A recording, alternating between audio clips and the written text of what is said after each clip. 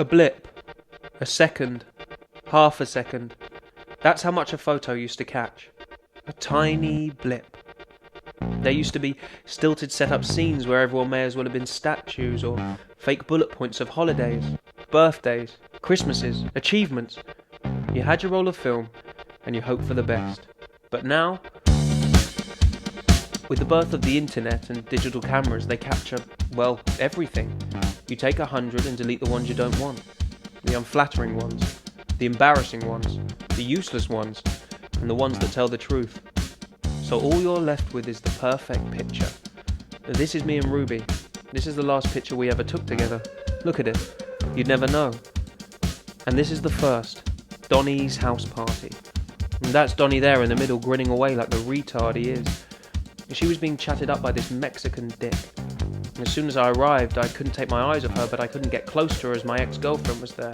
Samantha, bitch. But the night continued, drinks were drunk, and we finally got talking.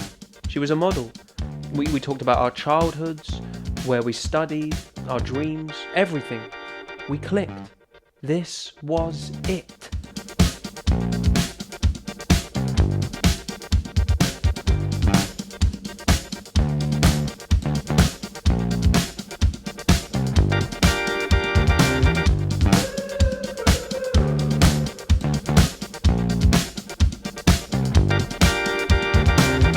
The first 6 months, it was perfection. But as our love grew, so did our insecurities. I was jealous of all her exes. She didn't like how close I was with Michelle from work.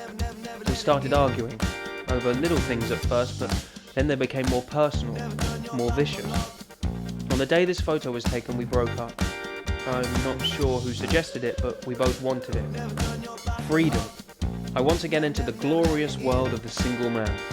I think we were both glad to get out. In fact, I know we were.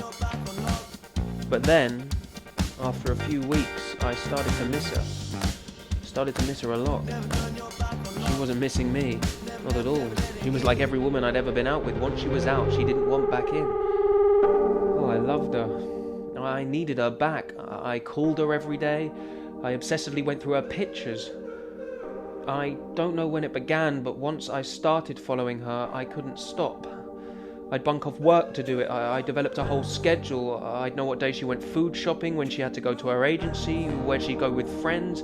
I'd follow her to shoots. And then she met him again. The Mexican dick. Freddie. Perfect Freddie. He's a musician, a saint, the second coming. I watched them. As they fell in love, as they got to a place we couldn't even get close to. I wanted to kill them, I wanted to destroy them, I wanted them to die in a terrible accident, I wanted them to burn, to bleed, to rot away, but then, suddenly I saw it. I realised, me and Ruby were never going to be like that with each other. We just didn't click the right way, but her and Captain Amazing there, they really had something going on. When I looked at them, I didn't feel angry or jealous anymore. I felt like I'd been wasting a lot of my time, and I hoped I hadn't lost my job. 7 months later, I was in a dentist's, and there was a couple of women's magazines lying about. I flicked through one to pass the time, and I found this picture. It was an advert for Thrush cream. Made me laugh at first, but then... Isn't it funny how you can know somebody inside out, and then suddenly they just become an image, a bullet point, a blip. Find a new romance, another true romance. Give yourself another chance.